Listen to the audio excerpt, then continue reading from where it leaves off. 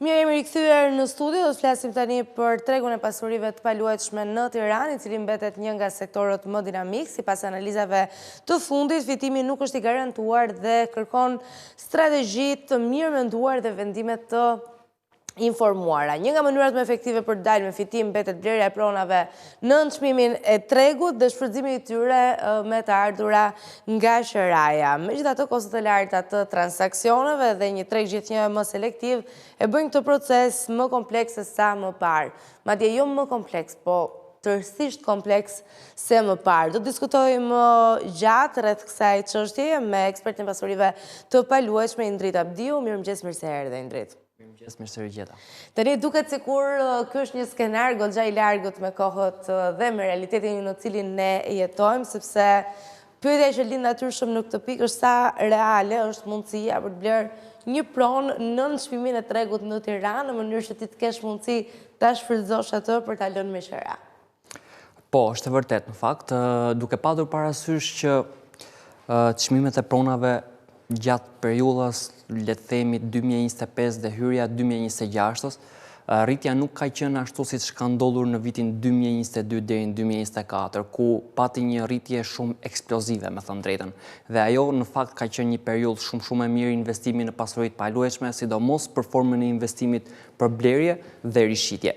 Duke patur parasysh tregun që nga 2025 dhe 2026, që tregu ka filluar që të ketë një stabilizim, fitimi tashmë për blerjen e një prone dhe rishitjen, pra duke parë mundësinë e investimit në këtë lloj forme, blerje dhe rishitje më pas, është bërë më e vështirë. Kështu që në këtë pikpamje, kjo lloj forme dhe strategjie investimi duhet të fillojë dhe të shikohet që të kërkohen për prona dhe tipologji të një forme e cila mund të jenë çmime nën treg dhe kush është ai person, domethënë në treg që do dojë që të shesi pronën e tij nën çmimin e tregut.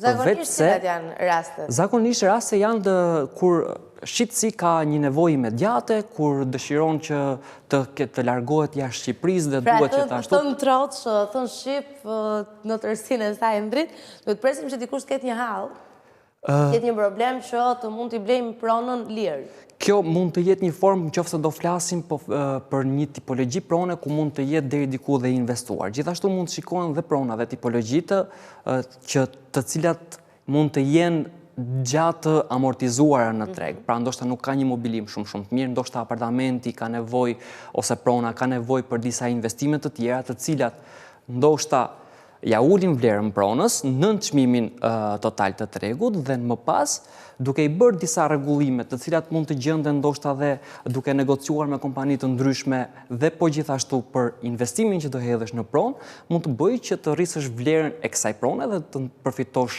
më pas të ardhura dhe fitim nga kjo pronë. Dhe kjo është një mënyrë goxha e mirë për ta bërë. Megjithatë, cilat janë disa nga gabimet më të shpeshta që bëjnë blerësit e rinj kur hyjnë në tregun imobiliar? Ajo shën shumë shpejt nga një pronë të caktuar, kanë shumë të nevojshme që mobilimi të jetë perfekt, nuk mendojnë si investitor, po mendojnë thjesht si blerës dhe zotërues të një shtëpie. Cilat janë disa prej gjërave më të zakonshme? Po, është e vërtet.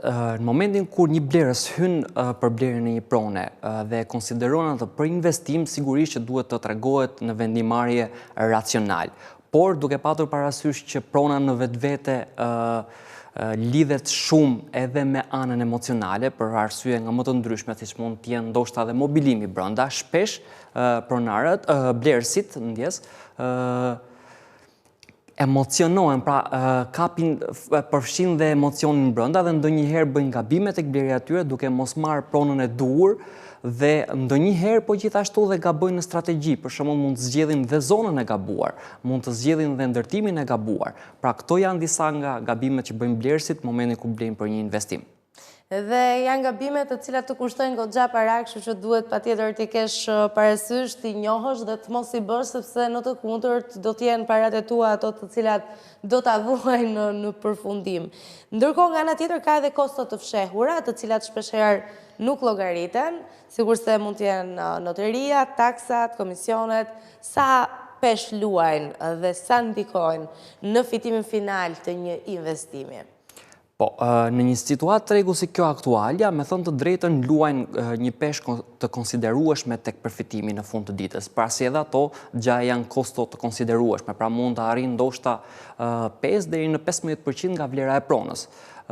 Dhe kështu që duke parë në këtë pikpamje, duhet patur dhe duhet konsideruar shumë dhe kosto të tjera ekstra, që në mënyrë që këto kosto të amortizohen tek plani financiar në fund të ditës, unë do sugjeroja gjithmonë që për çdo blerës si fillim të konsultohet me një ekspert imobiliar dhe të shikojë se cilët janë të gjitha kostot e fshehura në mënyrë që plani i tij financiar në fund të dalë me përfitim. Është kthyer në praktik tashmë konsulenca me një agent imobiliar, me një ekspert pasurive të paluajtshme, sepse dikur duket sikur gjitha vendimet në çdo fushë, po sidomos tek blerja një pasurie të paluajtshme i merrnim vetë, pra ishin gjëra që na përkisnim ne. Kurse sot, ndoshta për shkak të situatës aktuale të tregut, çmimeve, komplikacioneve që mund të lindin natyrshëm, duket sikur kanë më të nevojshme të këshillohen me ekspertë. Ndjen këtë në përditshmëri? Po, e ndjejmë, akoma nuk kemi arritur në një pikë ku profesioni i konsulentit imobiliar ka një lloj respekti edhe një konsiderat shumë të madhe nga klientët dhe pavarësisht se nevoja e fshehur është për çdo konsumator për një konsulent imobiliar, megjithatë duke patur parasysh gjithë dinamikën e tregut, duke patur parasysh që informacionet janë të shpërndara në platforma të ndryshme, në forma të ndryshme dhe shpesh dhe të gabuara, ka filluar që kohët e fundit të ndihet shumë kërkesa nga blerësit, po gjithashtu dhe nga shitësit për një konsulent imobiliar i cili do jetë profesional në treg dhe me një informacion të plot dhe të saktë. Kam përshtypjen që procesi i rivlerësimit ishte ai që e solli edhe një herë në vëmendje nevojën e të pasurit një njeri profesionist që një mirë procesin edhe një mirë se çfarë duhet bërë. Ndërkohë nga ana tjetër për të rikthyer tek tematika, pra tek ajo që mbetet blerja një okazioni, nëse mund të gjejmë ende një të tillë, nëse dikush investon, pra e blen këtë shtëpinë, e blen këtë apartamentin, a do të përfitonte më shumë nga rishitja apo nga lënia me qëra? Cila është forma më fitimpruese për një individ? Unë personalisht gjithmonë jam fans i formës së investimit, si fillim blerja dhe lënia me qera për një periudhë të konsiderueshme që mund të jetë 3 deri në 5 vite, pasi në këtë lloj forme, përveç se ju mund të keni dhe një cash flow, pra gjatë këtyre 5 viteve mund të gjeneroni të ardhura mujore të konsiderueshme, duhet patur parasysh që qeraja mesatare në Tiranë është 700 euro në muaj, dhe mbas një periudhe 3 deri në 5 vitesh, gjithashtu prona ka dhe potencial goxha të lartë për rritje. Pra,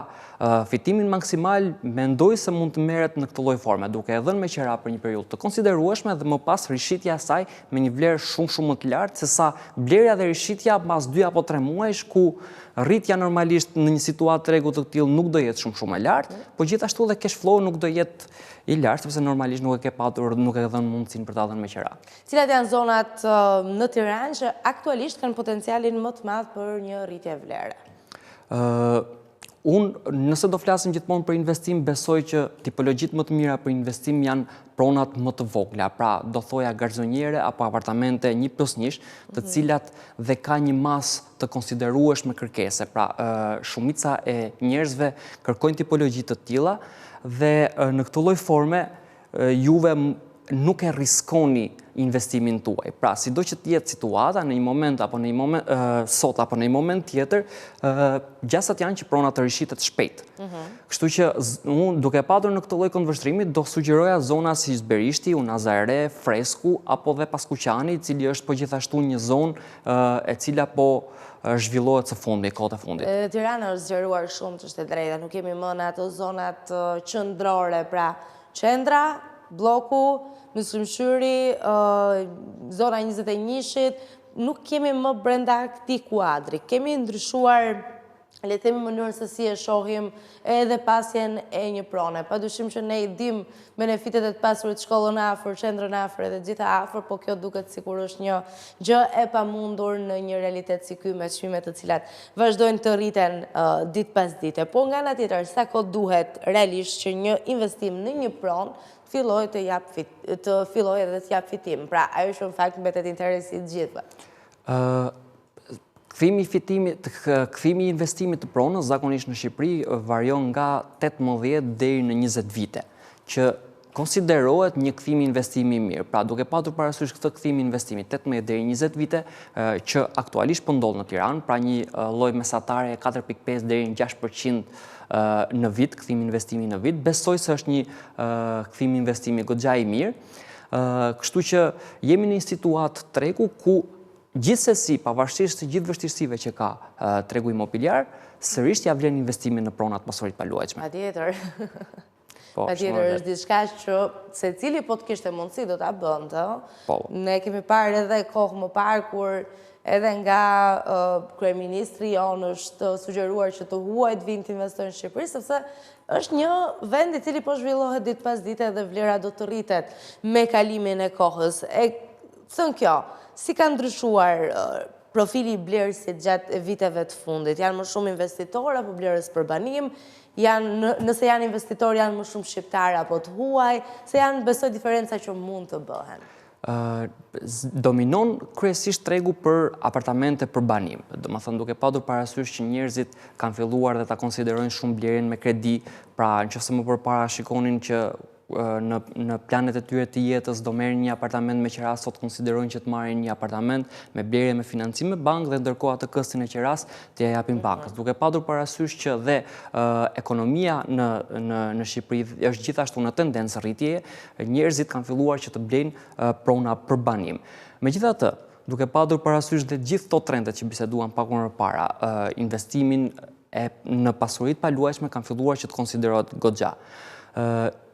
Kryesisht janë të huaj, të cilët vinë dhe blejnë apartamente ose prona në Shqipëri dhe sidomos në zonat bregdetare për investim, por gjithashtu dhe shqiptarët janë në një tendencë rritjeje të vazhdueshme. Të huaj, të paktën në aq sa ti ke dieni, e marrin pronën në bregdetin, po themi e Shqipërisë së Jugut, e investojnë, pra i bëjnë mobilimin, e lënë me qera, e përdorin për vete, apo e japin me qera ditore, se edhe kjo ka një diferencë. Pak nga jo çfarë ti ke dieni në rastet që mund kesh. Kryesisht, paktën edhe nga situatat, nga eksperienca që kemi patur, investitorët e huaj kanë ndjekur këtë lloj forme investimi, dhënien e pronës me qera. Në zonat bregdetare kryesisht funksionojnë me dhënien me qera ditore, sidomos në periudhat sezonale gjatë periudhës së verës. Pra e konsiderojnë shumë dhënien me Airbnb apo Booking, pasi në këtë lloj forme e kanë dhe të garantuar kthimin e investimit më të lartë se sa dhënia me qera mujore. Po gjithashtu ngelet edhe shumë formë e ndjekur dhe rishitja, po gjithashtu në periudha gjithmonë më të largëta. Pra gjithmonë nga biseda që kemi bërë me investitorët, mendojnë që atë kapital që kanë ta investojnë në pronë dhe ndoshta në një periudhë tjetër kur mund të ngrihet vlera e pronës ta rishesin. Pra në një lloj forme tashmë paratë e tyre po i ruajnë në prona. Dikur bëhet diskutimi të ruajmë në para kesh apo në lingota ari, tani një nga opsionet më të mira që dukshëm po shfrytëzohet është edhe ruajtja e pasurive në prona. Çfarë këshille konkrete do t'i jepje dikujt që sot po mendon që të blej pronën e parë në Tiranë? Se flasim gjithmonë për Tiranën, ajo është e cila ka përjetuar çmimet më të larta, arritjen më të madhe të paktën vitet e fundit, patjetër edhe zonat bregdetare, por sidoqoftë të gjithë, ëndër jetë e kanë të kenë një shtëpi në kryeqytet. Unë do këshilloja çdo blerës i cili konsideron blerjen e një prone për investim se e para njerë të rrisi volumin e shikimit të pronave që janë në treg. Dhe e dyta të ketë parasysh që gjithmonë pronat e listuara, çmimet e listuara, zakonisht kur shiten me 5 deri në 15% më poshtë se sa çmimi i listuar, që do të thotë se duhet të rrisin shumë volumin, po gjithashtu dhe në negociata, të provojnë dhe të tentojnë dhe gjithashtu të rrisin aftësitë e tyre në negocim, pasi kjo mund të jetë një pikë e cila mund të jetë delikate në blerjen e një prone, por mund të jetë gjithashtu dhe fitimprurse në momentin kur e shikon për investim. Indritun të falenderoj, me pak fjalë bëhu një blerës edhe shitës të mirë, këtë du ta keni parasysh në qoftë se do jeni përballë një vendimi kaq të rëndësishëm.